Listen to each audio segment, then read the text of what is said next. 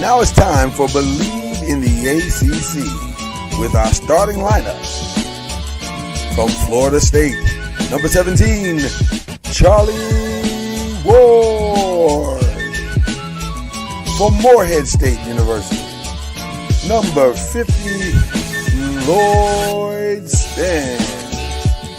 And from Murray State University, number 2, Kendrick Haskins.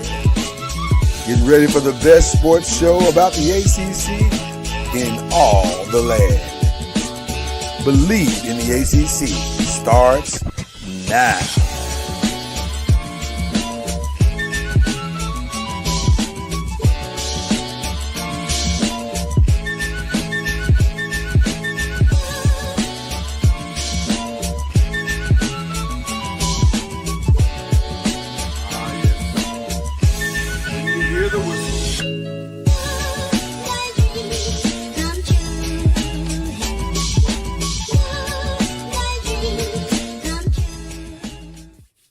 Once you hear the whistle, you know it's time. You know it's time.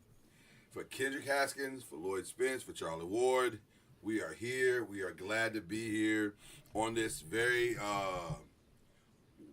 nice fall day. This is a very nice fall day here. Fall where? 85 degrees here. That's fall. That's fallish. That's fall of Jace. You know what I'm saying? It's still to the fall. It's only fall here by the calendar. It's still summer here. Well, listen, we got about that same 85, but it's a nice, calming 85. It's not, when did we become a weather show? I don't even remember when that happened, but we're here. Glad to be here. It's Bleav in the ACC, and we got a good show for you as always, because that's what we do here. We have good shows most of the time. I don't know what's going on with me today with the voice wire. I don't know if I'm telling you in a very way. Yeah, like I just heard it. I was like, what is going on? Like I sound like I'm yeah, you'll never find. I don't know if I'm like under the weather and I don't know it yet. Sounds like you're trying to summon Mrs. Noise. Yeah, listen. That's always a good time. I ain't gonna hold you. Mrs. Noise. Hey, this is what's the show? What's the song from the 80s? I'm a world-class poet. There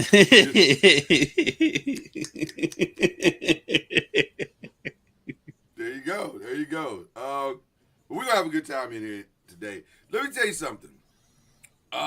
We are on we just ended week 5. We are on week 6 of the college football season. I personally can say to you, I don't know what I'm watching now. I don't know what these games are. I don't know who's good. I don't know who's bad. I know what the rankings say, but I don't know. Like, I'm watching these games and I'm saying, I thought that kid was better than that. And see, the problem is, Kendrick, in my humble opinion, and before we go to the ACC, when you watch, I don't watch all of the games from every team, right? It's impossible. It's impossible for anybody to watch all the games. So when I catch you in a primetime situation, I'm assuming that I'm going to see the very best of who you are. And the problem with that is this year has been, that's not true. Mm-hmm. That's not true, i.e. Oregon and Penn State. It's an okay game, but all the hype of I've watched Drew Allard now 3 times. All 3 times I've seen him, he's been awful. All 3 times. So I can only walk away with one perspective. He's awful. Yeah, he's, for all the hype that he had coming in, yeah, he definitely hasn't lived up to the hype. Not even close. No. Not even close. To me right now, my assessment of him would be he's undraftable. Like, he'd have to walk onto my squad. I can't. I'm not going to waste a draft pick on that guy. You can use a late round pick on him.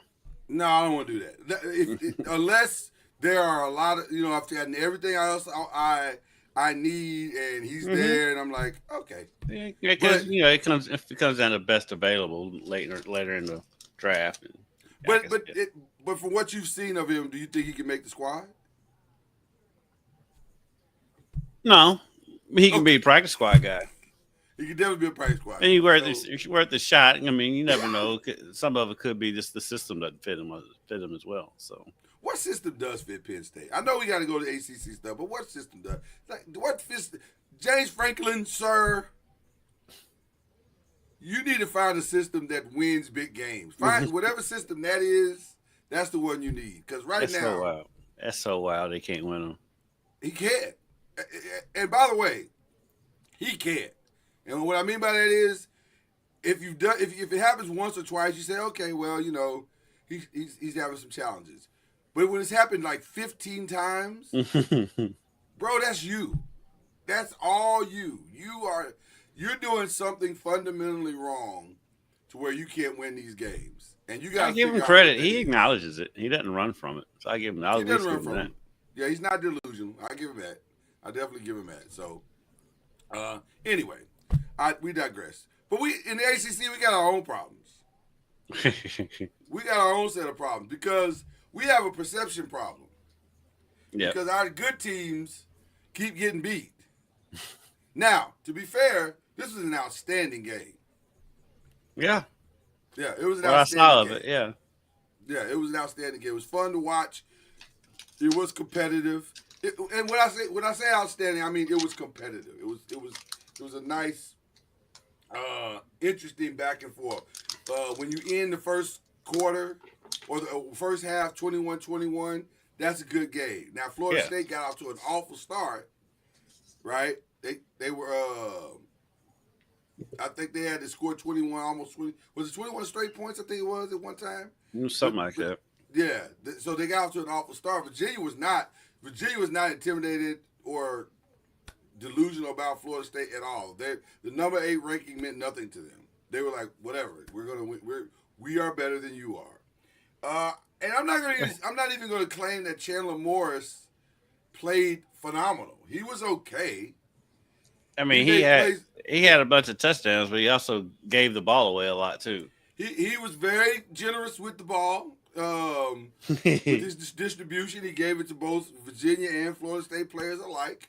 I think he had 3 interceptions in that game. So it was an interesting game. But listen, not to be outdone, Tommy Cassiano also gave the ball to Virginia 3 times. So and he didn't play particularly well either. Like he was 18 of 32. So he missed a lot of throws.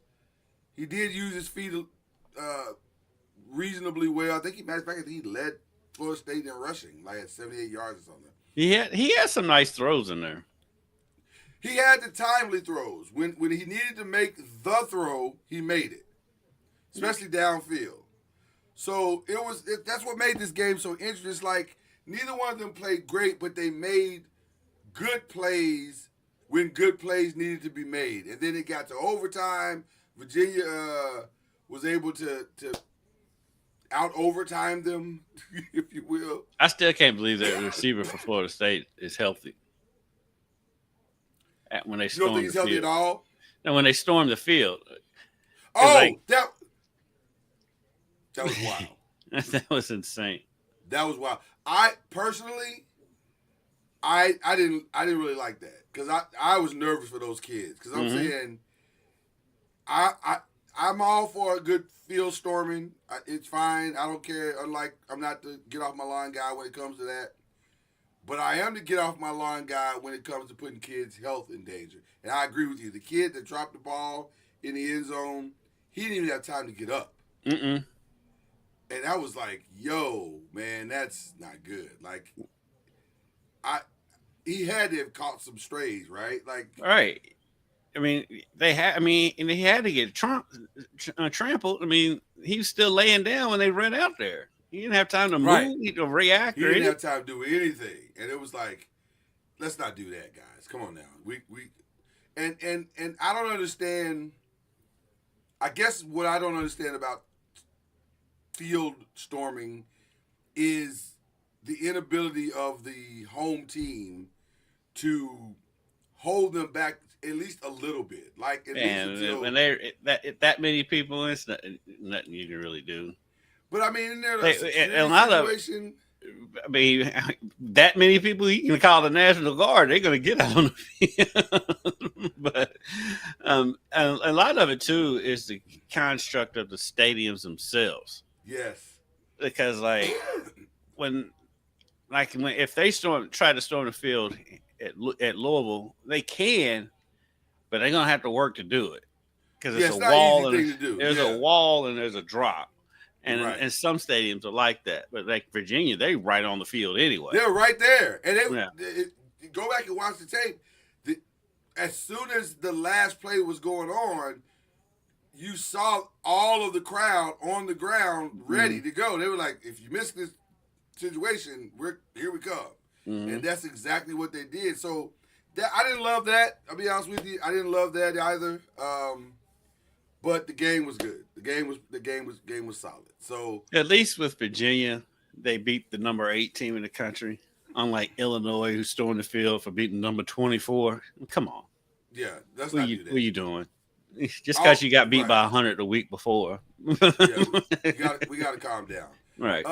Is Florida State good? That's the first question. My first real question. Is Florida State a good team?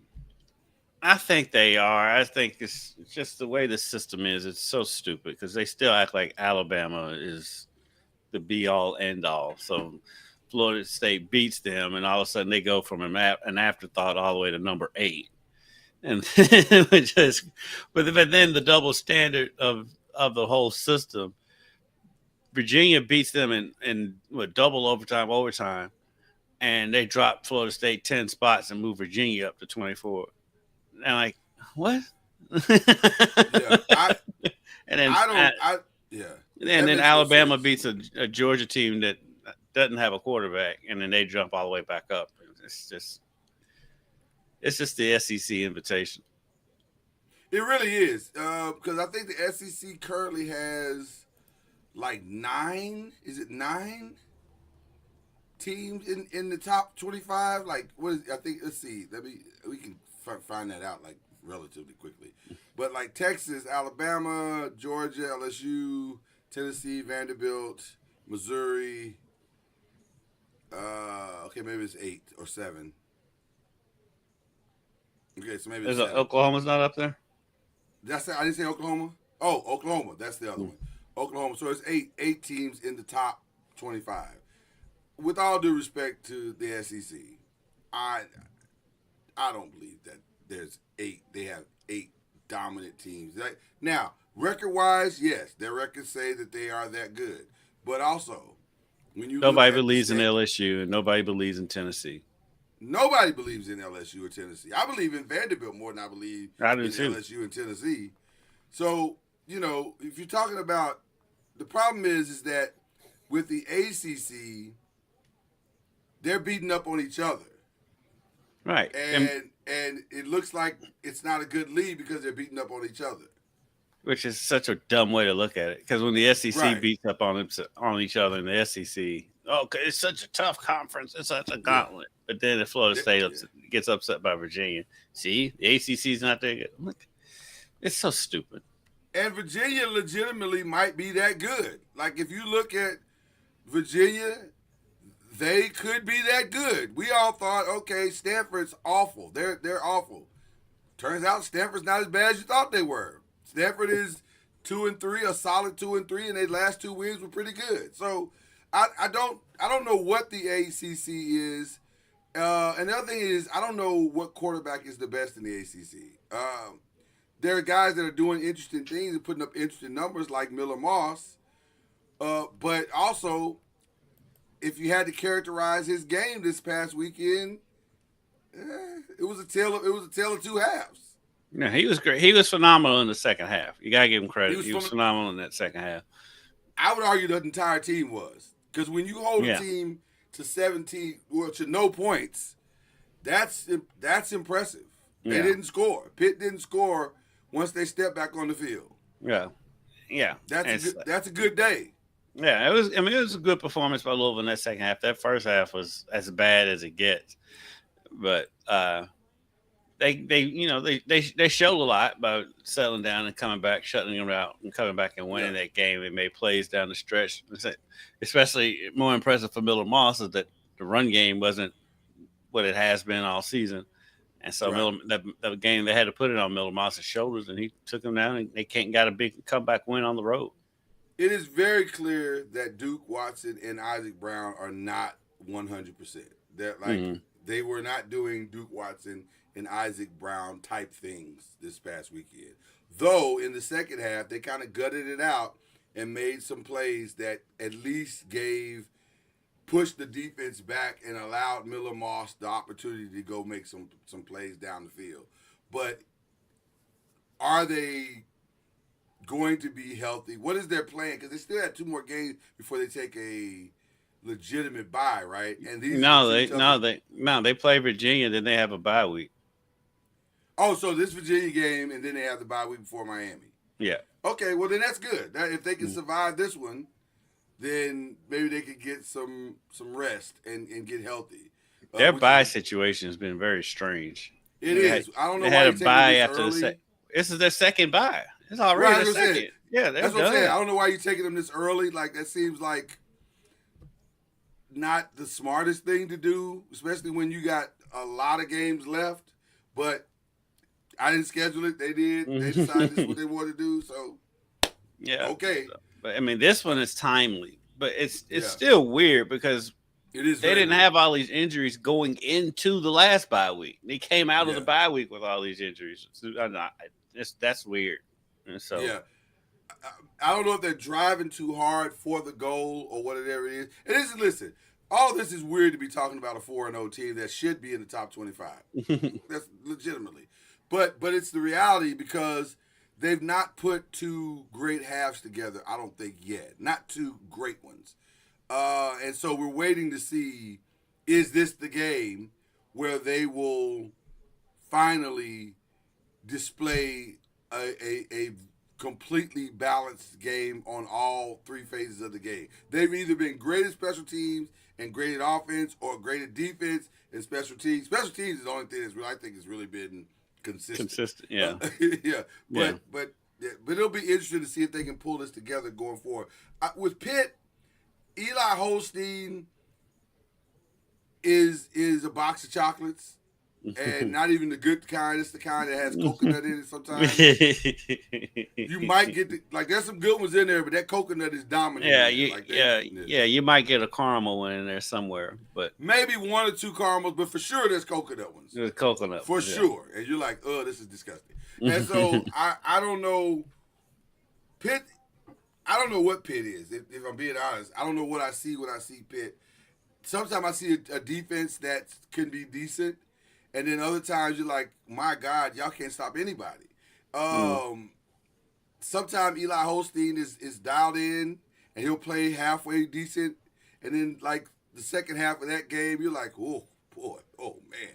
So I Right. don't know what to think about them. And I didn't even ask you this, but what were your thoughts about those four quarterbacks for the Miller Moss, Eli, Thomas Castellano, and also Chandler Morris? What are your thoughts about any of them?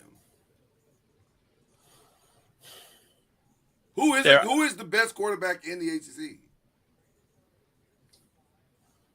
I guess right now it's got to be between Castellanos and Morris. I guess. I mean, that's listen because that second half was the best half of football that Miller Moss has played so far this season. Right. So and I think we'll know more after this week. Right. I get it's a toss up. I mean, because if you switched all of them and put them all on each other's teams, I think you're getting the same results. It's not gonna be much different. No, It's not gonna be much different. I listen, to me the greatest mystery in the ACC is how Georgia Tech keeps winning. Because it's not like you don't go to the game as a coach, as a coaching staff, knowing exactly what you have to do on the defensive side of the ball to win the game. You have to stop Haynes King. And by stopping Haynes King, I mean all things Haynes King. The 243 yards passing, the 106 yards rushing. That's the offense. That's all they have. And Haynes King's That's fun it. to watch, but you also like this is not sustainable for a whole season. It feels like this is I don't know how he's doing it. It's the greatest right now. The great shout out to Brent Keys. I can't even be mad at him because it's the greatest smoke and mirrors that we've seen in quite some time. Like I know this is my guy, but do you know this is my guy? It's like what do you? I know he's the guy. Like I don't know. It's weird to me. But listen, here's the thing that's the most impressive to me. Of the 48 yards that he passed for, 1, 2, 3, 4, 5, 6, 7, 8, 9, 10 receivers touched the ball. Spreading the ball around. I mean, is he the college Drew Brees? Is that what's going on? Like, everybody can get a pass. You can get a pass. You can get a pass. It's working. So I don't know. It's weird to me. I don't understand it because to me, with him, it's blitz and contain the entire game. If I'm the defense, we're just gonna blitz and contain, stay true to your lane discipline, and we should be able to win this game. But which by the way, in the first half, Wake Forest did that. They stayed true to their discipline. They had Georgia Tech dead to rights. It was 17-3 going into halftime. They stayed true to their principles. They were giving Georgia Tech the business. And then the bottom fell out in the second half. It was like the third quarter, Georgia Tech stormed all the way back. And it's like Wake Forest. Wake Forest, all season long, when in their losses, has run out of gas. It's been the same formula. They've run out of gas every single time. They have nothing left to give at the end of that game. Yeah, that's what happened against NC State. Yeah. Yeah. And so I don't know what's wrong with them finishing. But they are not great finishers. And Robbie Ashford, I don't know. I don't know what he is. Like, again, we got all these quarterbacks, and there's nobody in. And this is what I hate too, Kendrick. Because I think these teams are solid teams, but because no one is distinguishable, it looks like we have a not so great league. You're right. Yeah, because Wake Forest, you don't know what you're going to get from week to week, and NC State's the same way. Yeah. Duke is like that.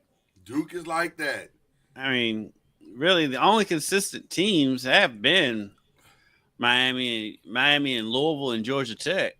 Yeah. Everyone and even then, consistency is doing a lot of heavy lifting in that sentence.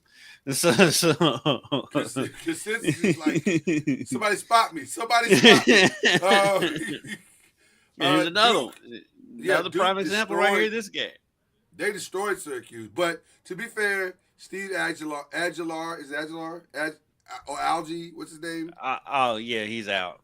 Yeah, he's out. And I had honestly forgotten that Rico Collins was going to start that game. There is a tremendous difference between Steve and Ricky Collins. Angeli, thank you. I apologize to that young man. I don't mean to jack up your name. But there's a tremendous difference between those two quarterbacks. There's a real solid reason why Ricky Collins was not starting.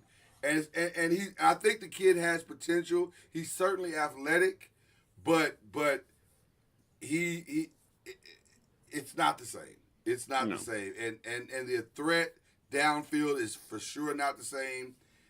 There was no, I think other than the drive they kicked the field goal on, they don't know how, right now they don't have the components to keep a sustainable drive going. So I don't know if it was that Duke was so great as much as it was Syracuse was a shell of themselves with this young man. I think it's more of that. Yeah. Because, I mean, we've seen Duke lay multiple eggs already this season. So that's what surprised me because I'm pretty sure we still all picked Syracuse this week because Syracuse is usually so good at home. But honestly, I actually picked Duke on that one. Oh. But I didn't have I think I did it solely on the strength that the quarterback was gone. And that was it. and I just didn't know if they could get over the hangover or uh, I didn't know much about the young man, and I didn't want to bet. I've learned from my Syracuse days. Is what I'm trying to tell you. I've learned valuable lesson. The team that I thought wasn't going to be great is turned out to be they're pretty good. California, and first of all, shout out to the announcers in this game because they didn't even attempt to try to call this man's full name. They kept saying, "What a play by JKS." I was like, I understand because I don't know how to pronounce his name either. But and that's no disrespect to the young man. Somebody in California should be in the SID department should be given a phonetical breakdown of how to say his name. I'm sure it probably is on their website. Well, somebody needs to give it to the announcers and have a tutorial before the game. That's on the announcer. Like have a tutorial before the game starts. But the kid makes timely plays. And they got a halfway decent running game in Kendrick Raphael. So they're doing what needs to be done. Now, to be fair, that was Boston College. Boston College is not very good. But to come all the way across country and play that game at like 8 o'clock in the morning, California time, that's a solid win. So they're sitting at 4-1. Yeah. They're sitting at 4-1. And they just got their first ACC win. So I think their schedule sets up for them to stay in the mix. Yeah, I think it does too. Yeah, you can check that for me. But I think you are correct in that they don't have a lot of travel games, and I don't think they have a lot of the travel games they do have aren't the toughest, if you will. I don't think. Yeah, it feels like because here's their schedule. Yeah, so they have Duke at home, Carolina at home. They play at Virginia Tech, but it's a night game there, so it's it's not crazy early for them. Yeah. Back home for Virginia, then they're at U of L, at Stanford, and home for SMU. So yeah, they've got a manageable schedule. Based on current results, that's a manageable schedule. Yeah, I don't hear the juggernaut on that schedule. Virginia Tech got NC State. These games drive me batty because NC State legitimately should be 5-0. Like the two games they let slip away, they probably shouldn't have. Right? They're confusing. Yeah. I mean, and also to remind you all, Virginia Tech doesn't have a coach. That's that part. they're just out there trying to complete the season. Like they don't have a real coach. They're just out there with assistants trying to make it work. But they're making it work. They're on a 2-game winning streak, I believe. They made the right move apparently. It's crazy to me how that happens. Especially when on the road, good NC State team. It's a good win for Virginia Tech. It's a good win. That's a solid win. San Jose State was because we don't know what Stanford is, but apparently Stanford's not awful. It's the Andrew Luck effect, I guess. I don't know. Wasn't that their first win?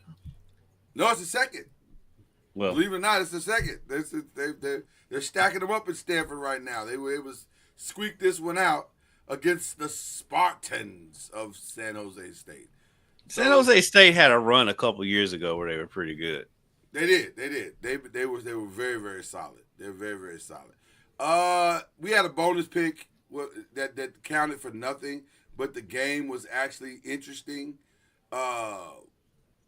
Alabama was able to beat Georgia, which is not that part's not really surprising because Alabama has always beaten Georgia. Like at one point Georgia could have the number one team in the nation and Alabama would beat them.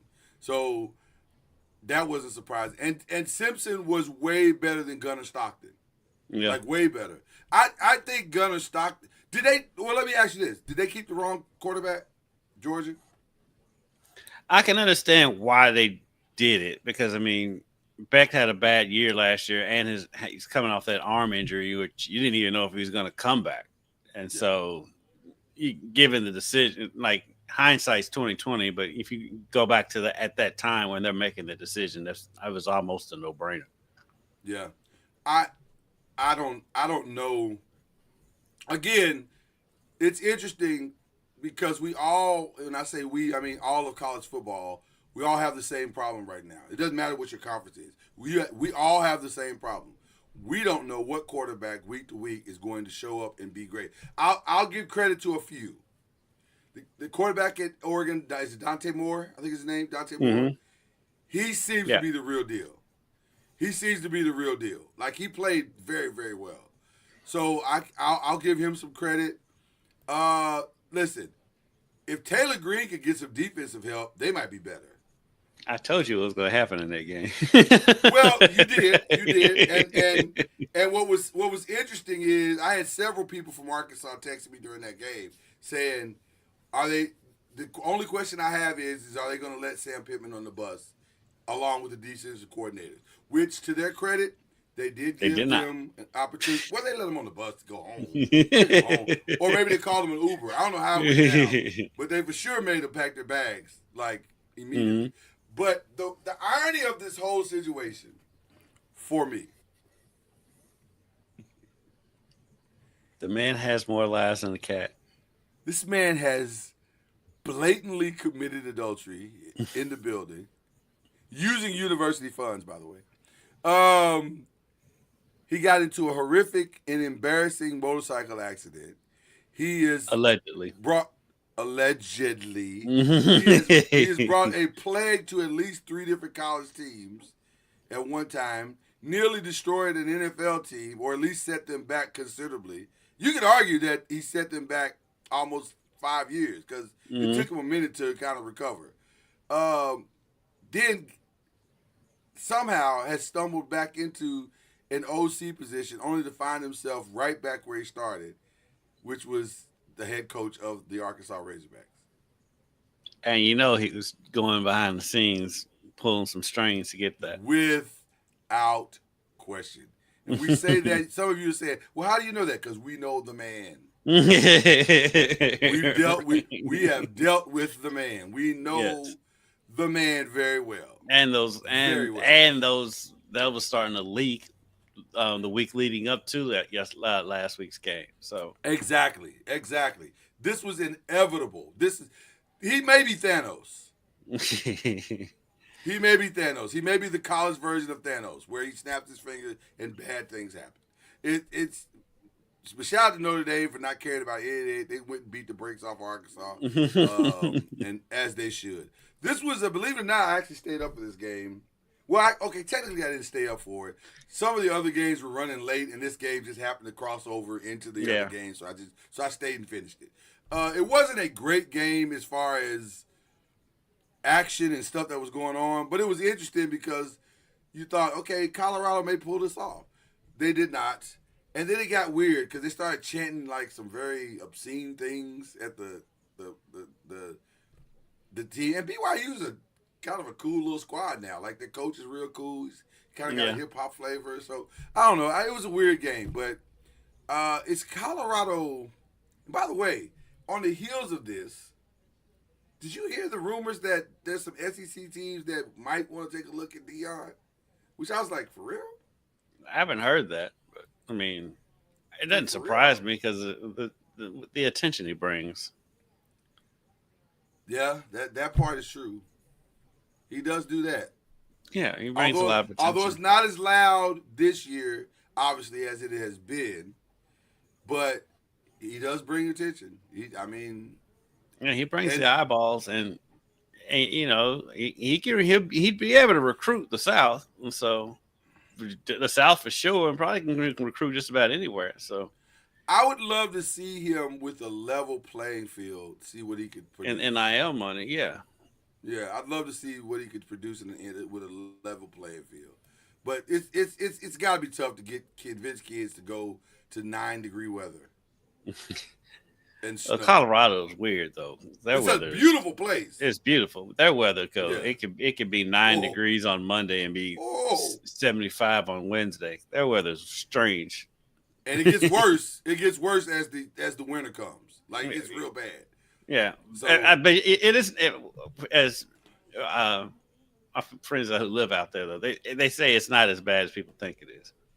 Well, once It can you get get used big. to it, I'm sure it's not. Yeah. Well, not like they can have a giant snowstorm and it's all gone in like a day or two. Really? Wow. The Okay. weather's Okay. very strange out there. It's very strange. It's very strange. Another two teams that we don't know what they are. Illinois was able to hold on and beat USC, and And storm the is field. right? Yeah, I don't understand. We gotta stop storming the field for everything. Everything's not a stormable offense, right? Right. But this is coming off the heels of being pounded by Indiana. So maybe that's why they stormed the field. I was like, oh, thank God we didn't get pounded again. So they were able to hold them off. I agree with you 1,000%. Listen. When a guy shows you who he is, you got to believe him. Brian Kelly has shown us who he is. James Franklin has shown who he is. Now we have to start believing them. They're not big game hunters. They're just not. Not consistent ones anyway. James Franklin's not a big game hunter at all. But Brian Kelly gets nervous around big games. And I do think Ole Miss is probably the best team in the SEC, but they certainly have the best offense, I think, for sure. Yeah. But LSU it's the same thing. They're a great defense, but their offense, even though I do think Nussmeier is a good quarterback. I just don't think their system fits them, and they can't run the ball. If you can't run the ball, I don't care how good you are at quarterback. Right. If a blitz is coming every time you say hike, then it's probably not going to be a great offense. Especially if he don't have any mobility and he doesn't. He's a traditional pocket passer. And again, we talked about Oregon, Penn State. This was an interesting game. I wouldn't necessarily categorize it as great, but it was interesting. It had a great ending. Yeah, I thought the ending was solid, but I just don't know. Penn State to me, they got a culture problem. Ironically, Penn State has the same problem as the Baltimore Ravens. It's all about belief. They don't believe in tight spaces that they're going to win. They're front runners. When they've got the lead, they're going to win. But I don't mean lead.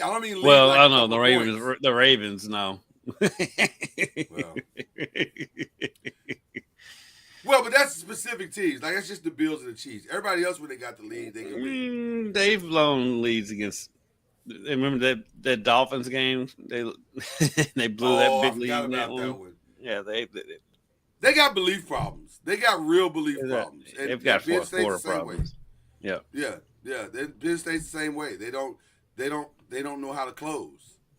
Not consistently anyway. So, I didn't have a chance to put up our record overall, but we both went 4-3. This was a tough week for both of us because we bet on a couple of games that we shouldn't have, and the Florida State game, which we thought was a lock, was not.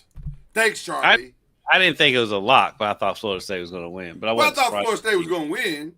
I wasn't surprised that Virginia won. I was a little surprised. I think I was surprised at how good Virginia was against Florida State. I didn't think it would be that close. I thought it would be like Virginia would have maybe keep it within 3 to 7 points, and then Florida State would eventually pull away. And Virginia was the better team all day. The whole day they were the better team. So anyway, that's what we did last week, 4-3. Again, I ask you, on October 2nd at 9:48 a.m. Eastern Time, 8:48 Central Time, the best team in the ACC is? Yeah, it's still Miami. Okay. Until further notice. It's still Miami. Now, after that, I guess probably Georgia Tech, and then Louisville. Do you feel confident in Miami's? Here's what I feel confident about Miami. The one and only thing. They have a defensive player that is going to play on Sundays. I think, barring and sending up prayers and knocking on wood, barring something very catastrophic happening, the young man Bain, First round pick. I've been saying it all may year. be, I was gonna say he may be the first pick of the draft. It's not out of the realm. Yeah. He's the kind of player that you take him regardless of what else you need. You might need a quarterback. You might. It's like the Giants. We needed a quarterback. We absolutely needed a quarterback. But also, you take Abdul Carter. Right. And Bain is becoming that. He is so he's such a let me tell you guys something. And we want to put this in perspective for you. Ruben Bain right now is the definition of a game wrecker. Yes. Yes. Like he's going to keep you in the game because that defense, your offense can't do what it wants to do against him. Because he can't block them. You can send 3 people at him and he's going to get to the quarterback. He's outstanding. So I'm looking forward to this is going to be a great game this weekend, by the way. It's the game of the week, by the way. Mm-hmm. But I don't know how good Miami is because he's so great. If that makes sense. Like they may be just okay, or they may be really good because Carson Beck is going to get a lot of opportunities, and as long as he minimizes his mistakes, they're going to be great because the defense is going to be great. But also, maybe not. Because now they're going to step up a little bit in competition. There's also the Mario Cristobal factor of there's going to be a decision that can make or break him in a game, and he tends to make the wrong decision. Why are you telling the truth right now? It's so true. Is he a James Franklin type? No, because he does win big games. I mean, he won that Notre Dame game to open the season. He did. And then he wins games. But his problem is similar to what Jeff Brom's problem has been over the years. The big games aren't the problem. It's the games where you're supposed to win that are the problem. It's the game when you're coming down from the hype, mm-hmm. and now you just got to go out and do what you do, and then you just unexplainably lose that game. Yep. So, which may be the reason why, as we make our picks this week, why Virginia is an underdog in this game, and a sizable underdog in this game. Yeah, last I checked, it was 7.5. I'm like, that's a lot of points. It is, and they're definitely trying to bait you. But also, I don't know if they're wrong because, like you just said, this is the kind of game where Jeff is typically he has his team very well prepared. I fully expect, barring something really nutty, that the Virginia game and the Miami game, mainly because those are your 2 showcase games for Louisville. Those are the ones where you got to win because the world is watching. That, and Clemson's on a Friday night, too. Well, but the Clemson one, the bloom is off the rose a little bit. Like it is, but you know how that works. Right. If they win their next all their games going into that game, it's going to be 2 ranked opponents playing each other. So 2 ranked opponents? If Clemson gets on a win streak, they'll put them back in the top 25. Are they going to get on a win streak? We'll get into that in a minute. I think they will. Let's look at their schedule. Okay.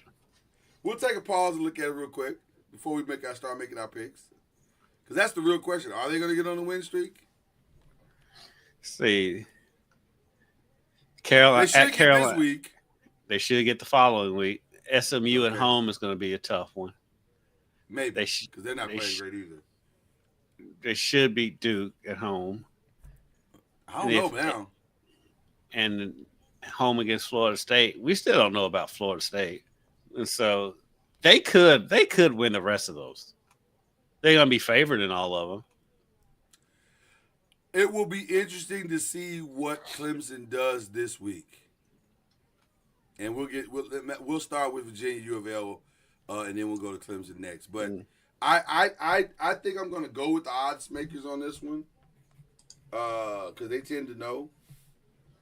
Yeah, I'm picking Louisville in that game. I don't know about that spread, but I pick Louisville to win. Yeah. Now, the reason why I'm curious about this one is because it's not that I don't think Clemson's going to win. I think they're going to win, and probably decisively. But what does it look like? Does UNC make it interesting? Because if they do, to me that says more about Clemson than it does about UNC. Because I think It UNC does. is awful. They are awful, and so Yeah. it says more about Clemson. And I think Clemson's going to go in there and take care of business, especially coming off a bye week. I think they come in there and take care of business. To use an 80s word that I don't get to hear as much these days, it would behoove Clemson if they would go ahead and dominate this game. So we're going to go Clemson just because, more so because UNC is awful. Not that we just have all this belief in Clemson. Boston College is taking on Pitt. They're looking to rebound. Both teams are looking to rebound. It's at Pitt. I'll go Pitt. I trust their offense more. Yeah, I agree. There's not a lot to take away from Boston College right now. In the next box of chocolates game, Wake Forest and Virginia Tech. And let's keep in mind, Virginia Tech doesn't have a coach. Okay. The two of the more head-scratching, mind-numbing, inconsistent teams in the league, year in and year out. Year in and year out. You just don't know with these two teams. Give me Virginia Tech at home. It's just because they're at home. Also, I love Wake Forest's jerseys. That black looks good, man. Yeah. I love when they wear their matte helmet too. Yeah. I don't know. I honestly don't know. I don't know. They're perplexing. I don't know. If the Virginia Tech from the first half comes out, they're gonna blow Virginia. I mean, if Wake Forest from the first half comes out, they're gonna blow Virginia Tech out. But then they gotta play another half of football. Right. They end at halftime. They're fine. I gotta go Virginia Tech because it's at home. That's I guess right. Virginia Tech is that's good. the only rationale. Yeah. They're the home team, but Yeah. you never know. I mean, Virginia Tech's not been good at home lately either. So Right. I would skip past this one. NC State, we'll definitely go with that. Thank you, Campbell, for your contribution late in the season. Actually, I'm gonna have to go SMU on this one just because I don't. There's nothing that Ricky Collins has done to make me think they're gonna rebound against a team like SMU. No, I'm going with SMU in that one. This could be a rebound game for them, a get right game for SMU. Now that Syracuse is on their backup quarterback. They have monkey stomped Kevin Jennings' Heisman opportunities this year. Oh yeah, it's over. It is over. That's crazy. Duke in California. Duke again, is going to California. Again, this two inconsistent teams. I'm gonna go with California. I mean, the Duke did just went on the road last week. But again, was at Syracuse with a backup quarterback. I think I'm going California. We were just talking about how their schedule kind of keeps them in contention. So yeah, be kind of weird to pick against them in this one. I'm gonna be weird. I'm gonna go Duke. Goes across country and pulls off the, I guess, upset. Is this an upset? I don't know if it's an upset. Yeah, it's an upset. Yeah, so not a big one. Yeah, so I'm gonna go Duke on this one. They seem to be maybe have figured out a couple of things, and I like the defense. All right, the big one, Miami and Florida State University, the Seminoles. Our house Homer is in a meeting, so we don't have his opinion yet. I think we know his opinion. We're relatively confident that he's picking Florida State in this one. Yeah. Miami's first road game of the season, which is wild to think. And they're coming off the bye too, right? Yeah, it's wild to think that this late in the season they're just now playing a road game. The Bills is like that. I think the Bills have only played one road game so far this season. Yeah, it's weird. It's very weird. Yeah. I'm gonna be honest with you. I can see Florida State winning this game. I definitely can see Florida State winning. I can see Florida State winning this game, but the Bane factor is what gives me excitement. I'm curious to see how Miami is going to try to contain Thomas Castellanos running. If they can do that, this is going to get ugly real fast. Because I think that's the X factor. It's not that Florida State can't run the ball. It's that when Castellanos runs the ball and they run the ball, they're virtually unbeatable. Mm-hmm.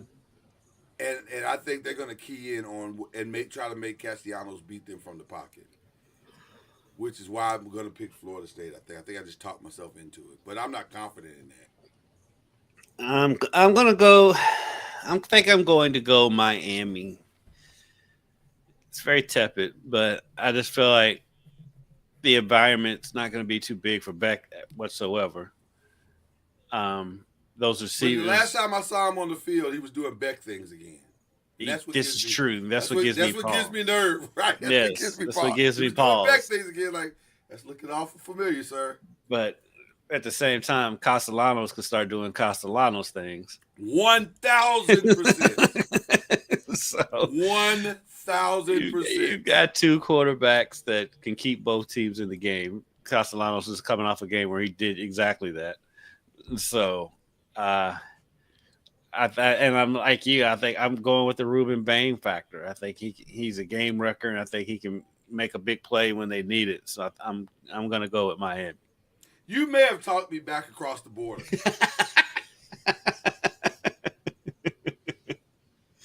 I think you may have talked me back across the border because I don't trust. I just don't trust Castellanos. I just don't. And if I'm being honest, I don't know if I trust Norvell, Coach Norvell. They are 4-1, and I think that man's fighting for his job. Well, look, because after last year, but I'm willing to give him a leash as far as the big games go, because when he won all the big games 2 years ago, and then his quarterback got hurt, Right? And so I'm holding out judgment on Norvell. I think he's still has time to prove himself, and I don't think he's had a fair fight when it comes to the big games because of what happened with Jordan Love, or what was his name, quarterback a couple years ago. Jordan Love, yeah. No, not Jordan Love. What was his name? Travis. Jordan Travis. Yeah. So the verdict's still out on Norvell in that situation, and they still won the ACC championship game that year with their defense, and so they did. I don't want to label him that yet. He's not James Franklin yet. So not yet. But Cristobal, on the other hand, he's also an X factor. So this is a very intriguing game. Like I said, I'm going with Miami just because I think their defense can carry them to win the game. Here's what we need, though, in this game if we're the ACC. Much like the Florida State Virginia game last week, this game needs to be greatly entertaining. It's a featured game. It's the featured game probably of the weekend. I mean, you could argue Vanderbilt, Alabama. That's going to be an interesting one. Texas, Florida, I don't think it's going to be that interesting because I do think, well, it could be because we'll find out if Arch is. We'll find out more about Arch. Yeah, we'll find out more about him. But the game of the weekend is Miami, Florida State. Yeah. And so it needs to look like a battle of two great teams that should be, win or lose, at least considered for the playoffs. Mm-hmm. And if it doesn't, if it looks lopsided in any way, or if it looks sloppy, i.e. Oregon and Penn State, then to me it hurts the whole. So I don't know. I'm hoping for my whole takeaway of this game is it's a great competition of two teams that need to put some film out there to the playoff committee that says our league is good no matter what. And plus, I'm looking forward to the atmosphere at Doak Campbell, especially on television. Should be as nice. far as night games at Florida State just look different on TV, just aesthetically.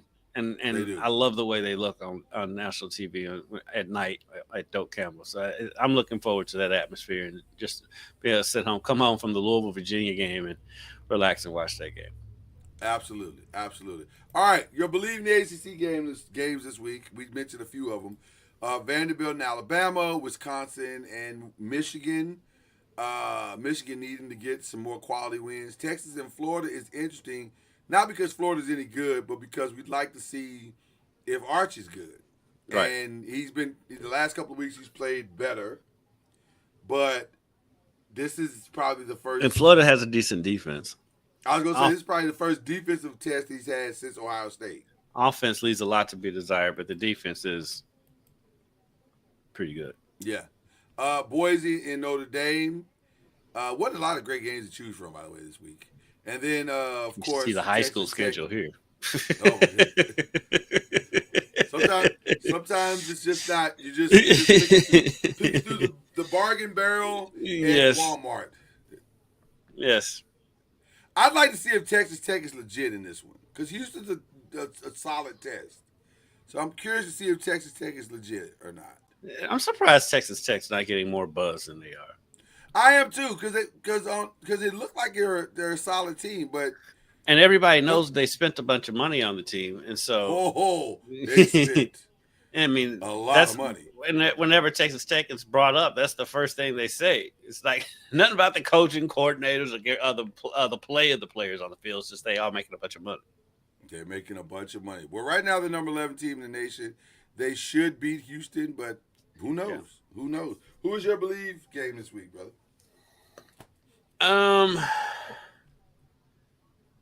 I was going to take the layup with Wisconsin and Michigan, but that's just boring. That's just boring. Yeah. Okay. Shout out to my guy, Vinny Anthony, but okay. Michigan's going to roll in that game. Wisconsin's quarterback situation is oof. Let's go back to those again. All right. Got Vanderbilt, Alabama. You know what? A little Texas, Florida action. I'll go out on a limb. Notre Dame. I'll take the 2 ranked games with Vandy, Alabama. I'm gonna go Alabama now. Okay. Oh, Alabama. You Bleav now. You Bleav. No, they're at home, and they got the revenge factor on their side, and so that is going to be high because they got embarrassed last year by Vanderbilt. Yeah. And so it'll be interesting to see if they can come back and make some noise. I think I'm going to take Texas over Florida, but I'm going to say this right now. It won't look impressive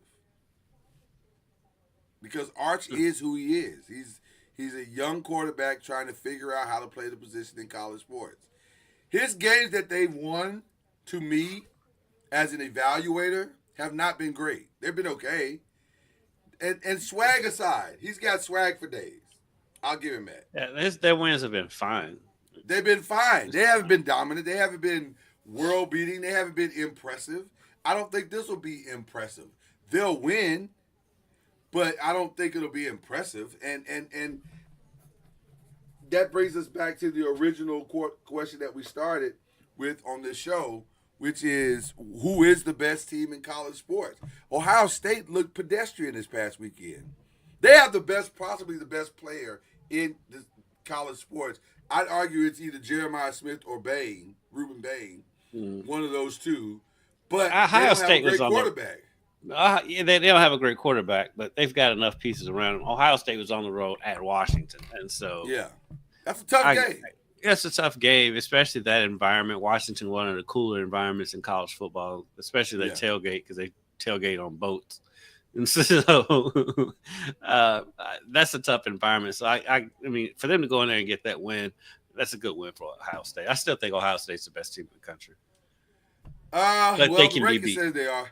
Right, but they can be beat. They are for sure, 100%, and that's the thing. I don't think they're going to lose to anybody in the Big Ten though, because Penn State's their only competition, and we know how that goes. Oh, they're not. Penn State's not beating them. Indiana, whether they don't play Indiana could put a scare into them because Indiana could put points on the board. They have a good quarterback. So what did you walk away from Oregon thinking? Uh, Again, going into that environment, uh-oh. I'm starting to hear the war chant in the background. Well, I was wondering on Miami, Florida State Day weekend, were we going to get a Charlie Ward appearance? I mean, he's got to give the Seminole chop at least once. You gotta hear Seminoles. Yeah, Jesus, man. Like, what are we talking about right now? There it is. Go Knowles. There it is. There Notre it is. Dame, Doing, some Notre Dame colors going on for Coach Junior. Yeah, what is going on with the gears? That's orange. That's orange. It just looks gold on the monitor. Orange and green, baby. Yeah. The F is for FAMU. Yeah, that's a nice. I see it now. That's a nice sweater, Charlie. Do they have that in a hoodie per se? I love a good. You know, I love a good hoodie, Charlie. You know, I love a good hoodie. My man, Al Lawrence collection. Okay. Al Lawrence collection is the designer for this sweatshirt, Letterman sweatshirt. Are you in a race that we're did not you just aware drive past a motorcycle rally? Yeah. Somebody zooming around here on campus. That seems safe. Maybe they're excited to see you and they were going to tell a friend. I don't know what just happened there. I want to ask you both something that has zero to do with ACC football. I want to talk about the Nafisia Collier comments. What did she say? Well, Nafisia came out at her year-end press conference for the Minnesota Lynx and went about as hard as you can go on the commissioner, Kathy Engelbert, and she talked about some very, if the statements are true, they were very, would you say inflammatory, Kendrick? Like, I mean, she lit her up at the end of the day. She lit her up for sure. If the comments that but she lit her up with her own words. And like, she outed her on a lot of stuff. Yeah, especially that Caitlin Clark comment. That was like, wow. The Caitlin Clark comment was very weird because, Charlie, she said that Kathy Engelbert made a statement of Caitlin should be grateful that we gave her a platform so that she could make $16 million. And I'm like, Kathy, that feels really delusional because Caitlin was making money before she got to the WNBA. Ice Cube has already offered her a multi-million-dollar contract to play in the Big Three. Caitlin's gonna be just fine. She doesn't necessarily need the WNBA, as you are supposing. But she could probably make more money playing for Ice Cube. Probably so. A lot more. Well, she'll definitely make more than her WNBA contract, for sure. But it was just, I guess the question that I have for the both of you is, and really you specifically, Charlie, because you lived through this, can you negotiate when things are so contentious? Like, can you get a solid negotiation when things are this contentious? Because it's clear the ladies in the WNBA have drawn a line in the sand and they are not budging until they get what they think is fair. And I'm actually okay with that. I'm pro WNBA, but also I recognize that they have heightened the tension of what was already a very tense negotiation. So you've lived through this, Charlie. Like I said, how do you go to the table when everybody at the table don't like each other? I mean, just to be, upfront and honest about it, this is what negotiations look like, a lot of times. When you're negotiating something and you have these bumps in the roads, it's always this, what you would think is vitriol and, this hate speech and everybody hates everybody on the other side. We kind of see this going on, playing out in our political world as well, where folks are blaming each other. When it's all said and done, I mean, you still have to come together because you're working together, and find a solution on how you can make things happen, because at the end of the day, you need each other. Mhm. Um, and so you can you can do all your talking and throwing people under the bus. I mean, we've seen this. We just saw it play out with the man from the Cowboys. Yeah. Um, that's just part of negotiations when you're going through it and you're not getting what you want, or you're trying to make a statement. And I just don't like it, because you can share your displeasure, but we can't be throwing people underneath the bus. Mhm. We can't be stomping on people, and all of that.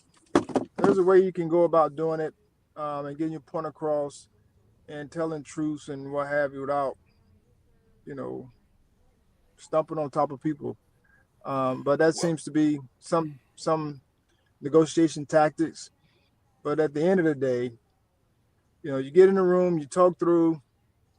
People go on strike because I know I'm part of a lockout, such a scenario a few right, times, right. in the NBA, and you know, it's just part of what you have to do in order to get, what you feel is fair wage or fair market value in a sense. So it's, I mean, hopefully they can come together and be on the same page and get what they need to continue to move forward, because this is normally what happens when you have a product and things start to move upward. Mhm. Yeah. And that's a good sign. But you always have these issues where people don't feel their values, or their worth, whatever their worth, is not being valued. Mhm. Um, and so I'm like, just make it happen. Like, Can you, I, to your I, point, and I want to ask you this, Kendrick, as well. I'm gonna start with you on this one. Can you do what Charlie is saying in good faith? And this is the word I'm using, good faith, when the private conversations are made public. And that's what was really the most shocking thing about Nafisia. All of this was done in private conversation, and she was like, I'm airing it all out. I mean, like Charlie said, this is a negotiation tactic. You see stuff like this during labor disputes all the time. Maybe not to this extent. And part of it too, is I think that the players want her out as the Yeah. president, and so I think that's part of it too. Is And that a so, violation of good faith, though, to out the private conversation, to make the private public? I mean, I'm sure somebody she was advised to do it. I don't think Nafisia Collier I just don't woke either. up and Yeah. decided to do this. I think this was This was advised as a calculated. part Yeah. of a This is, as a tactic. So we'll see if it works because I don't feel like they're very happy with Kathy, and so we'll see where it goes. But they is at she the end of the commissioner? yeah yeah. yeah she lit up the commissioner and brought up a private conversation between the two. And so, in which the commissioner didn't even deny it. She just That was the that's what wildest was part of the crazy. whole thing. Her comeback was like, wow. It was more newsworthy because she said nothing. She was like, I mean, I wouldn't say it that way. That's basically how she responded. Yeah. It was, it was, I just think it's hard to get to a finality, to your point, Charlie, when you create such a, a, a, a, a gulf. Because now, I don't, we had a private conversation that was probably off the record. And you just decided to Air it out. Yeah. to air the whole thing out without context. Because I don't know if we have full context of any of the statements. Maybe we do, but now to Kendrick's point, Kathy did herself no favors by not addressing the statements in her response. She didn't address not one accusation in her response, which was not smart. I don't know who's advising her, but she should have at least said, I would. She said it was a mischaracterization. Well, which part? Because there are like 5 different things she said you said, and you didn't address any of them. So which one was a mischaracterization? So I just think they're headed for some dark days, which is unfortunate because, like you said, the league is trending up. The play is better than it's been in quite some time, like across the league. It just seems unfortunate that you're probably headed to a work stoppage, like quickly, like it's like spiraling to. Oh yeah, they're gonna have. I mean, I'm almost like, are they even gonna get the finals in? But it's also growing pains of a new league. Every league goes through it. It's just their turn at this point. They're just at a point where it's. But this is not a new league. I mean, they've been going for almost 30 years. I'm gonna say 30, but close to 30. It's close. It's close. But I mean, but maybe this is the newness of the notoriety of the league. It's when they're crossing that threshold from just being kind of a niche league to becoming more mainstream. It's the growing pains of that, I feel like. Well, so it doesn't help how the NBA, how the ABA, and all the other leagues started to transition over to the NBA, and then you start making all these. The NBA started making a lot of money, and then you started to get players interested in trying to get a share. I think it's just par for the course, and I think that's where we are, even with the NCAA. It's heading in that same type of direction. Yeah. Where there's a transition from, I'm telling you what to do and you take whatever it is to, there's some ownership, like some partnership, happening between the people who are doing it, administrating, and then the people who are actually putting the work in, and so it's a partnership. To where everyone gets an opportunity. So I think it's just the day and time that we're in. Where of course the biggest deal is the resource, the money. If nobody was making money, this wouldn't be an issue. Like, right. You know what I mean? But since the money and the TV contracts are so huge and there are a lot of opportunities and different things, people are like, hey, we want our part, which I'm cool with, so that's just part of, growing and life. Yep. Every league goes through it. Well, they're definitely going through it. I just thought it was an interesting thing, especially since our great Charlie Ward lived through such contentious. Because that last work stoppage that the NBA had was their most contentious one, right? Like that I remember. I don't remember one being more contentious than that. Because it cost them half a season. Over half. And 99. Talking about 99. Yeah. Was that the last work stoppage? I feel like that's the last one. I could be wrong. That's I can't remember. They've come. Everybody's come close since then. Well, that was I was definitely part of that one. Yeah. We didn't start playing it till January. January, exactly. And this feels like this is that. Like as tensions as that was, yeah. I like the fewer games, but that's neither here nor there. I was actually okay with the fewer games. Nice, but not in our case. We were playing 3 games back to back. He was like, I did not like that. Charlie, you got a second? Because we can get you picking some games if you got some time. I don't know what your schedule's looking like here. I have a 5. I need to be off at 10:30. Okay, so we can go quick, or you can just send them in. It's probably easy to send them in. We can go quick. It's 15. We got 15 minutes. if you got time, we can go through it quick. You don't have to pontificate. No, we got if you don't 7 want to. minutes. We got 7 minutes. We Well, got let's 7 just get minutes. him on. Let's just get him on Miami, Florida State. That's what we want to hear. That's really what all we people wanted to know need anyway. see. Miami, Florida State, who you got? Who I got? Well, You just want the why explanation of why your I got. explanation of why you're picking We Florida want the State. explanation. we know you're picking Florida State, but Yeah, picking why would Florida they State. win? Well, one, we had this issue last week. It's an issue, but we were on the road for the first time, and it wasn't the best situation because I thought we played well enough to win the game, but we were on the road, so handling adversity is a little different. Miami is very similar situation. They haven't played on the road yet. This is like their first first away game. But they do have, quality players. But I just feel like, Carson Beck being in this environment, playing against a good quality opponent, he will have his moments where he may give us some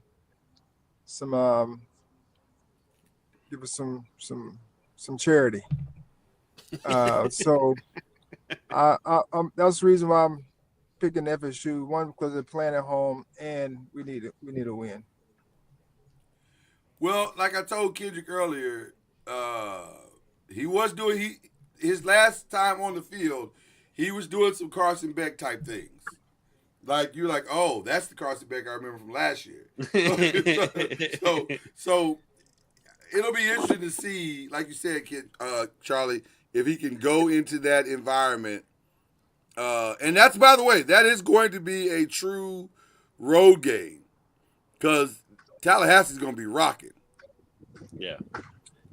So yeah, the thing about FSU this year is they're mixing, especially from a defensive standpoint. I mean, it didn't help as far as the run game is concerned, which is something we got to shore up.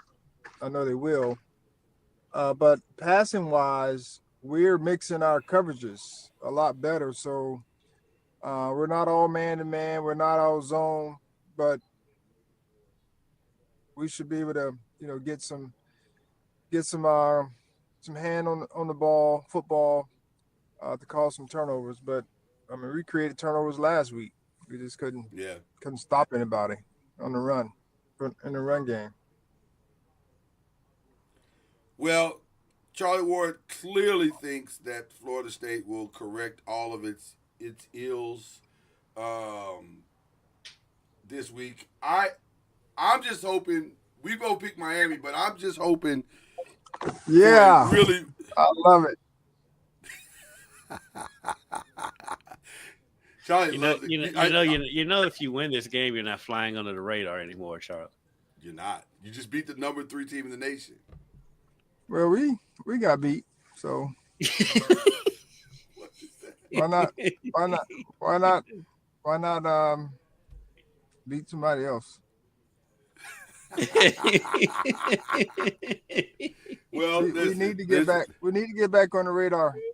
I'm not sure where we are in the latest polls, but they fell on the radar.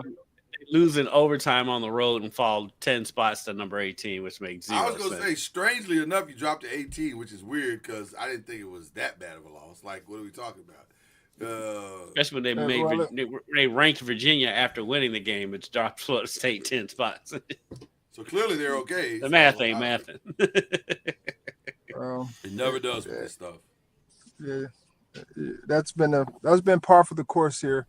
Since we have sometimes people going unranked to 12, like because they beat a number 3 team. It's just like you say, math ain't math, and so yeah, it's always interesting. I know you got to go, but I do have one last question I want to ask you. If you could give Shedeur Sanders advice right now, being a guy who came from a backup situation and went on to greatness, what would be your advice to him right now?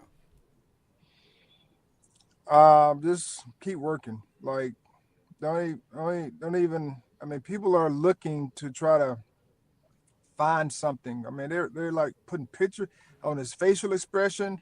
I mean, we've all had those facial expressions. I mean, he's a competitor, and he feel like he should be playing.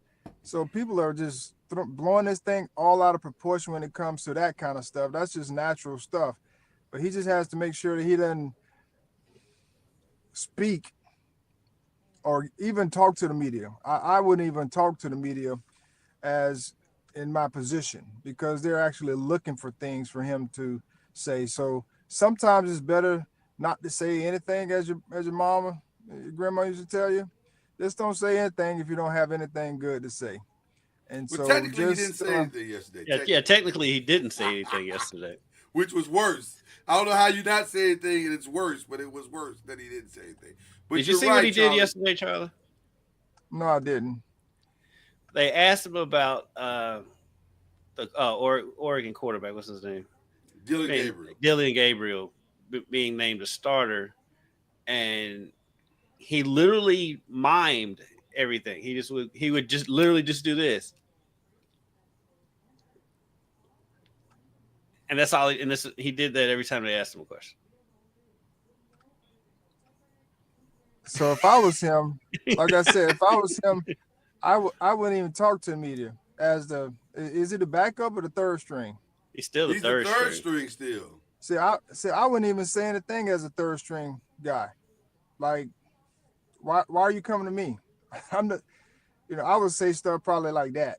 Like, don't come to me. So they I would blow probably that get in up trouble. too. Exactly. That's what I'm saying. Like, that would be my deal. Like, don't come to me.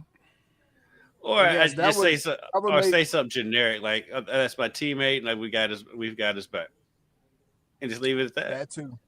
and keep it moving. You're right. Keep it moving.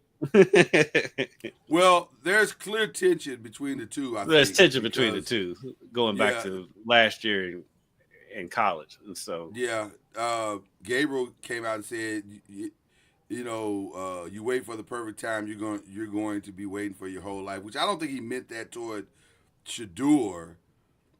But no, it was a comment he made during the preseason that was toward Shedeur. That was straight out of what the coach said before their game when they played each other. Well, I think they Twitter is always on investigation mode. So I think Shedeur has a song he wrote called "Perfect Timing." And I think they put the two together like Dylan was throwing some shit, which he may have been. I don't know. He may have been. I don't know. But I just think, just settle down. Just calm down, young man. It's not, just do the work. The work will speak for itself. And you are teammates at the end of the day, regardless. You are teammates.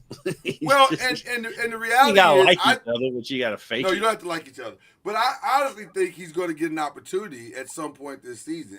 Gabriel is not the greatest answer to the Cleveland Browns situation. But also, I had another thought. Then Charlie, we'll let you go. Since 1999, they've had 41 quarterbacks start for the Cleveland Browns. That's the Cleveland 41. Browns, baby. So I want to look right in the camera when I say this. If you've had 41 different dates, you're the problem. It's not the quarterbacks. It's you, Cleveland Browns organization. It's you. You don't know what you're doing. They gave up on Baker too early. That was the one relationship you had that was working. And you decided to abandon that. But if you had 41? I mean, Charlie, did they contact you at some point? I mean, 41. Even though by 99 you hadn't played football in about 6 or 7 years, but hey, it's still worth lobbing the call. Listen, even at that point, he was a better option than the other quarterbacks they've chosen.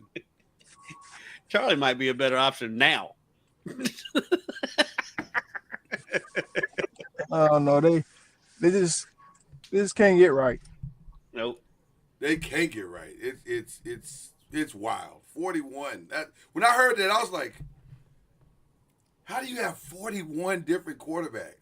That's But they funny because there is a fan because they show them, or it might be multiple fans, but they do have like a Browns jersey, and then the whole back of it is just all the list of I names. saw that.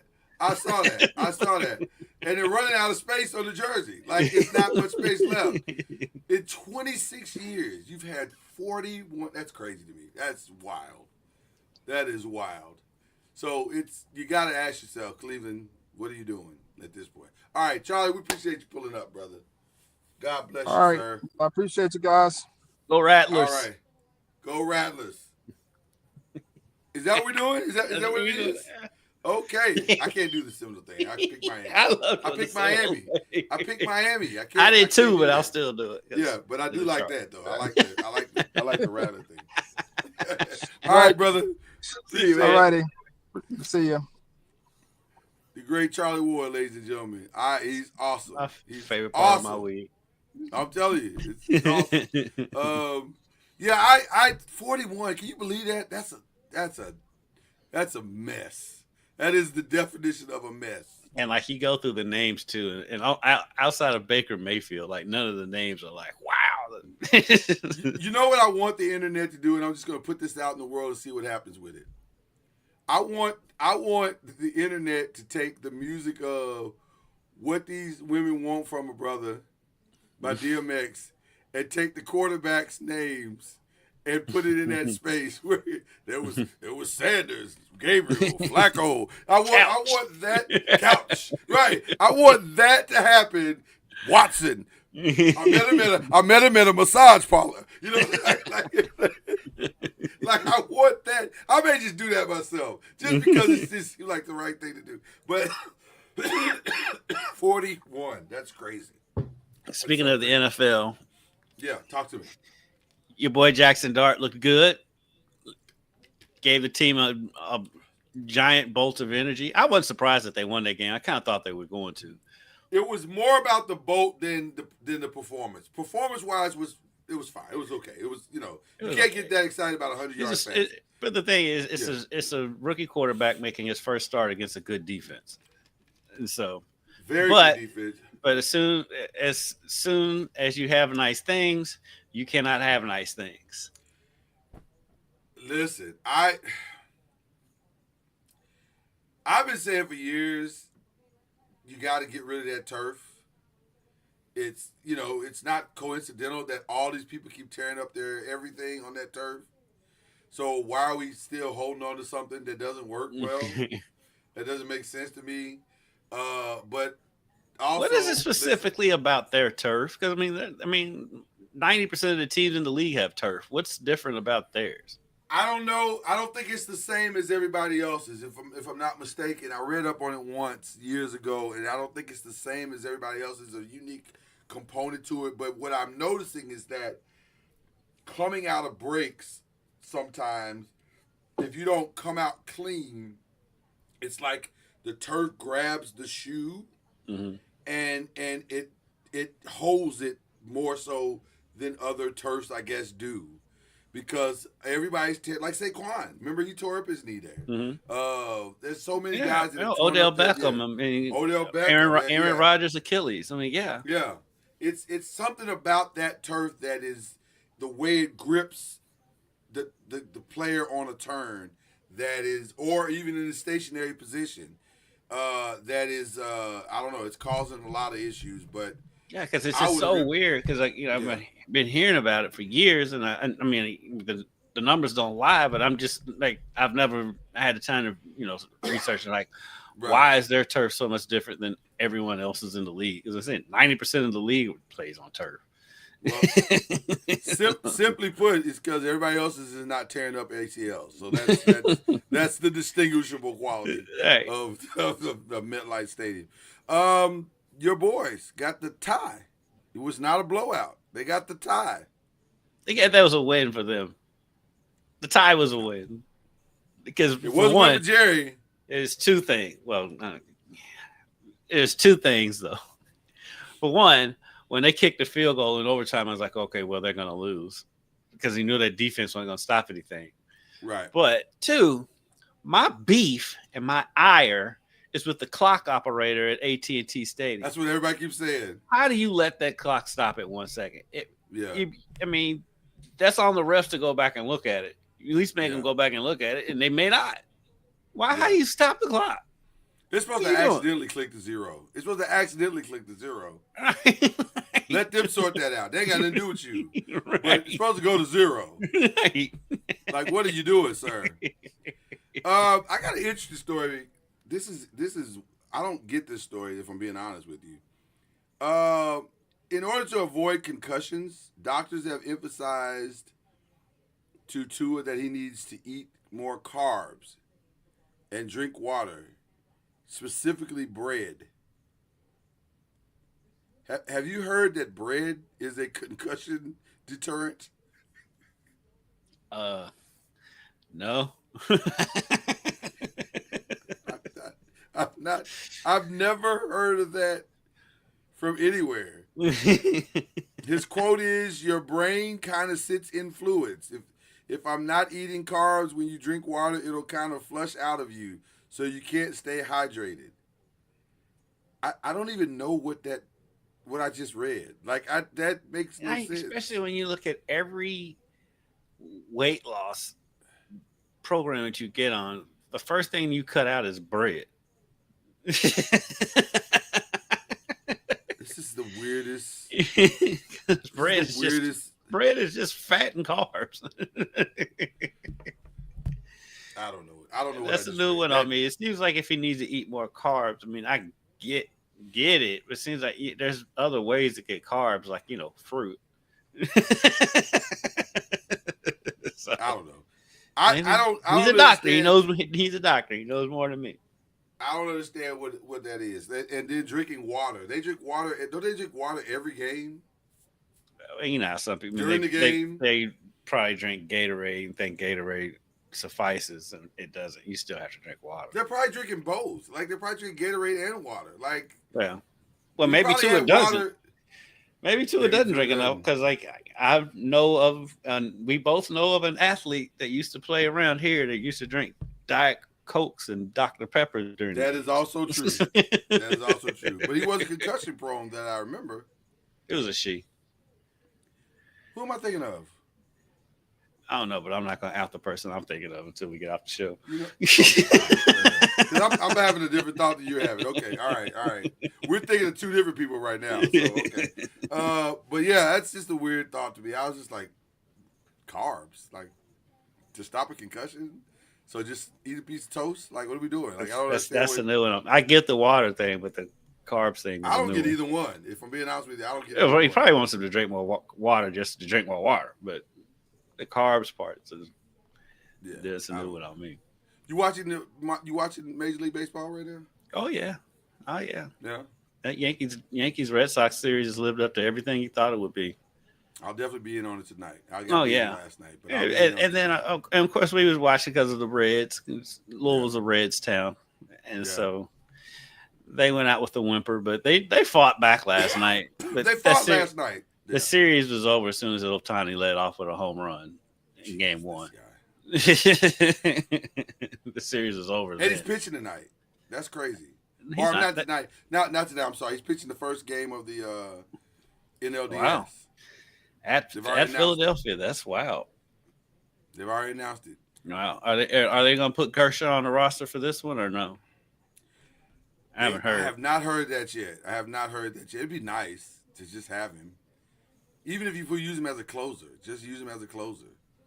No, they'd start him. I mean, like, the way they rotate pitchers in and out, you can let him go through the lineup once and then take him out third inning.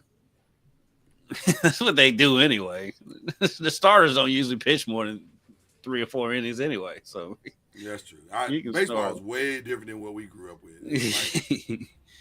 They had a stat last night that, like, I think they said only 11% of the pitchers this year have thrown 100 pitches in a game. That's crazy. 11%? Yeah. That's mean, low. You think about it. The other night when the Red Sox pitcher, when he was still out there, it's a novelty at this point. Crochet. Yeah, no, it's a novelty at this point to see a pitcher go that long. Yeah, guys don't go long. Yeah, because they went straight from the pitch from the starter Crochet to the closer Chapman. You don't see that anymore. By the Never way, seen that. is there a greater roller coaster than Aroldis Chapman ever? He is the quintessential roll. He gonna give you bases loaded in the ninth. He giving you that. Yeah. Now, what happens after that is a mystery. Like sometimes he's gonna get the guys out, get you out the door. Sometimes he's like, I don't know, like I'm gonna toss this home run, let you have it. Like It's all it is because he only has one pitch, so it's just a matter of if that pitch is getting over or not. now, to be fair, that one pitch has allowed him to stay in Major League Baseball for 15 years. Mm-hmm. So it's a hell of a pitch, but it is just one pitch. It is just one pitch. Aroldis Chapman cracks me up all the time. It's like, fam, you are an anomaly. I will always have a soft spot for Aroldis Chapman just because when he played here for the Louisville Bats when he first came to the States, for one, he had it was either a Ferrari or a Lamborghini, and the license plate said 101 MPH on it. And there's a corner gas station. If anybody's been in Louisville, right there on the corner of Jefferson and First, I think. Right. And it's the most overpriced gas station in town consistently. But he used to go in there all the time. And the workers just loved him because he was so nice to everybody when he came in. It didn't speak a lick of English, but he was always that really tells you how much he meant to those people that, these are not all these people, none of these people speak Spanish, and he speaks no English, and they loved him to death. So I'll always have a soft spot because he don't have to. He don't have to deal with these people if he doesn't want to, but he went out of his way, and they loved him in there. So I always have a soft spot for Aroldis Chapman. Yeah. No reason for him to be pulling up at a Thornton's, but still, especially that one. But he didn't know any better because it's the closest gas station to the stadium. Well, he's not pretentious. He's never been pretentious. And he's just a regular dude. Yeah. And that's what I think is his most appealing quality. He's just his story in general, just even how he got here is incredible. It's crazy. And so crazy work.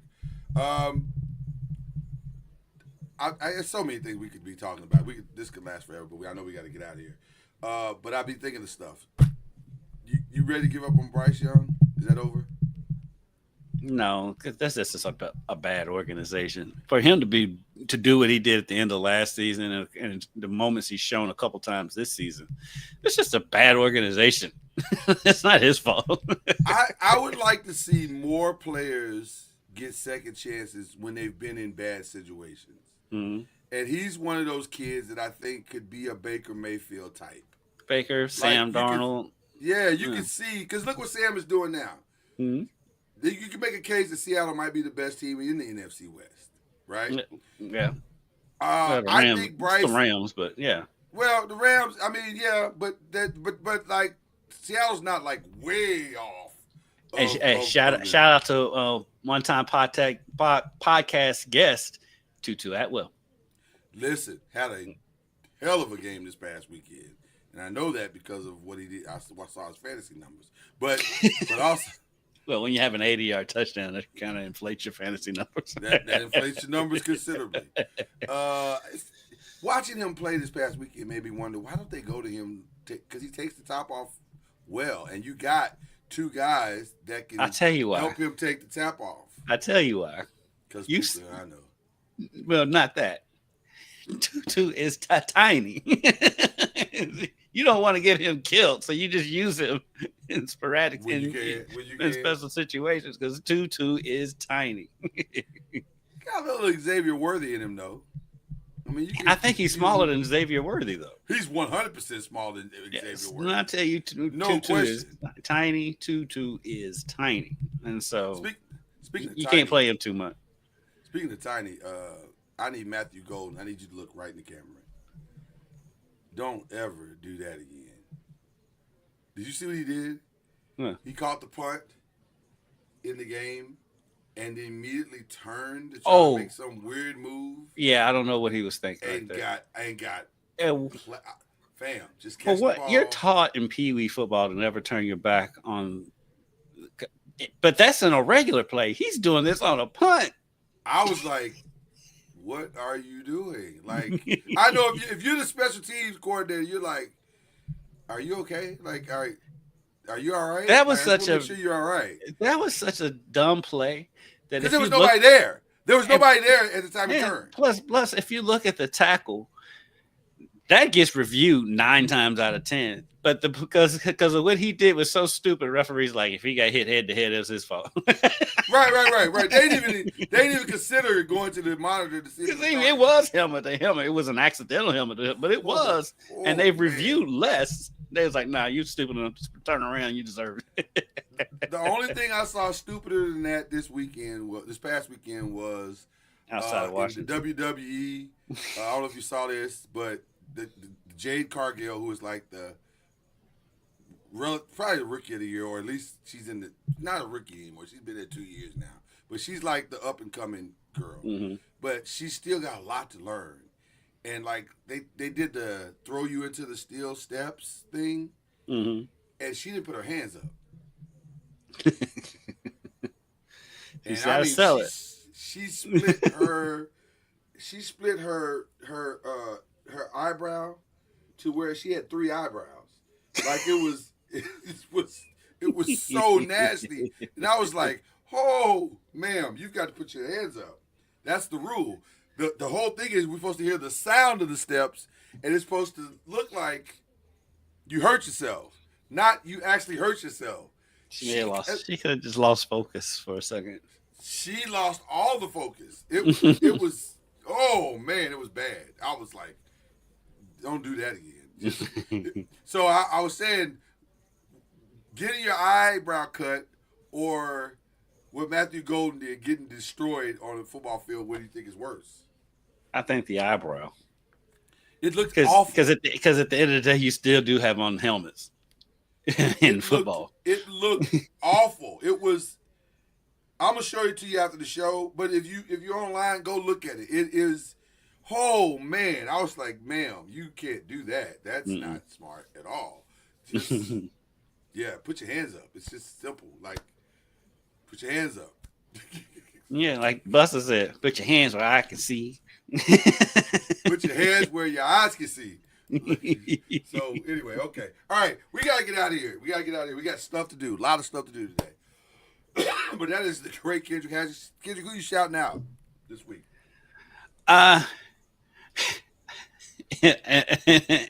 a smart aleck shout out. It goes to Bobby Petrino for his persistence to be a head coach. And shout out to him. Keep getting chances. Keep your dream alive, Bobby. Keep your dream alive. Or in the words of Martin, keep the lie alive. Keep the lie alive. Keep the lie alive. He's amazing. Bobby Petrino is absolutely amazing. In my multiverse, he's probably my spirit animal. In my multiverse, not in reality. I can't. I mean, Bobby was bad when Jordan Travis is still talking about how badly he was treated at U of L, and that was damn near 10 years ago. I was gonna say he's not even. He hadn't been in U of L in forever. And he had a whole career. He had a whole career at Florida State. He said that dude is awful. He is awful. You never hear Lamar talk about Bobby. He talks about Louisville, but you don't hear him talk about Bobby. Yeah, you don't talk about Bobby too much. He dude is awful, man. God, he is awful. He is awful. But he keeps getting chances. He can coach football. He has a great football mind. Just doesn't have the social. I feel like Arkansas and Bobby Petrino are in an abusive relationship. Like he keeps coming back saying, "I'm gonna do better this time," and they're like, "Okay." Even though I just did that at Louisville. Right. And You got saw him fired. cheat on 3 other women, but you like, I mean, but he said he loved me, so what? Like, what? And it's not like they were that great when he was the head coach there. They had the 1 year when they had the 2 running backs, but outside of that, one good season. But Eddie Murphy said if you can make a team go ooh.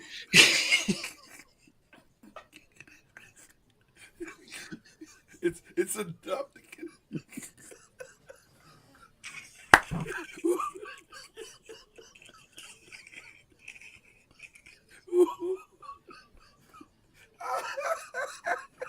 Oh man.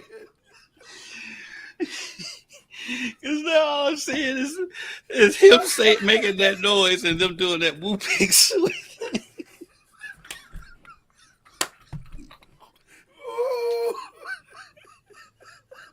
Oh man. Okay. That was unexpected. That was definitely unexpected. But also wildly accurate. Also wildly accurate. Ooh. You can make him make that noise, apparently. That's all it takes. Just get him to make that noise. So we better get out of here before this gets worse. My shout out, I'll just co-sign your shout out, and we'll leave it there for now. We definitely need to cue the whistle at this point, which oddly enough has a similar sound in the one that Bobby Patrice. Please just end the show.